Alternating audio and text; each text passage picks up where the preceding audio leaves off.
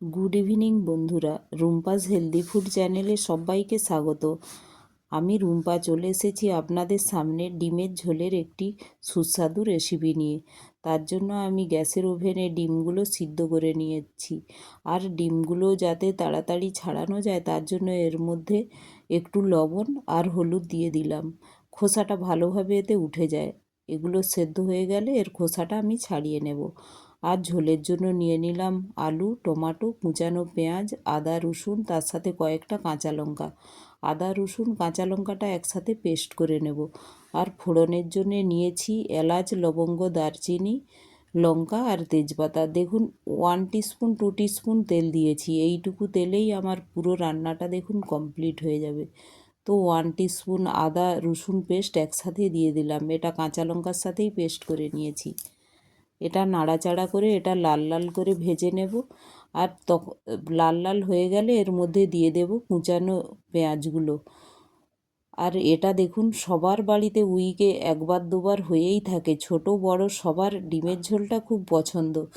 আমার বাড়িতেও সেম এভাবেই হয়ে থাকে। আর এগুলো লাল লাল ভাজা হয়ে গিয়েছে। এর মধ্যে দিয়ে দিলাম কুচিয়ে রাখা পেঁয়াজ।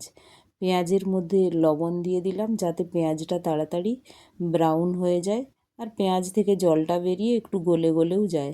এখন এর মধ্যে দিয়ে দেব কুচিয়ে রাখা টমেটো।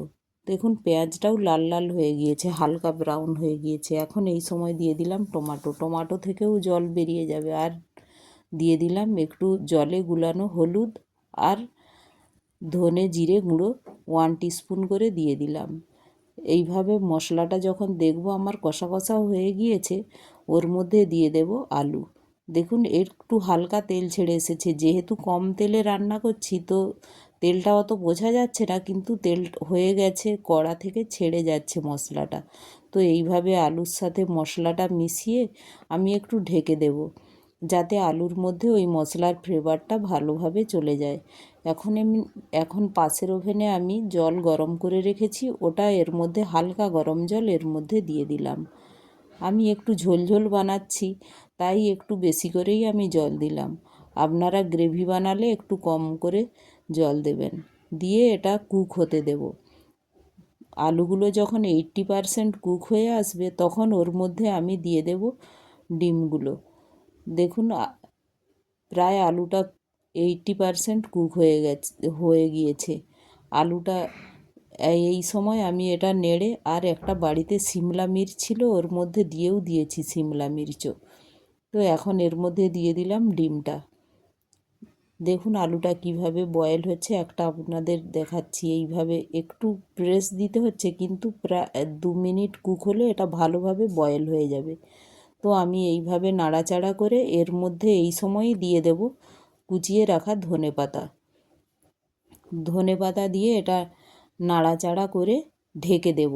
2 মিনিট এটা কন্টিনিউ কুক হতে দেব যাতে ডিমের মধ্যেও ফ্লেভারটা চলে যায়। কারণ ডিমটা তো আমি ভাজছি না, ডিমটা ভেজেও নেওয়া যায়, কিন্তু আমি যেহেতু এটা কম তেলে করছি তাই ডিমটার আলাদা করে ভাজছি না।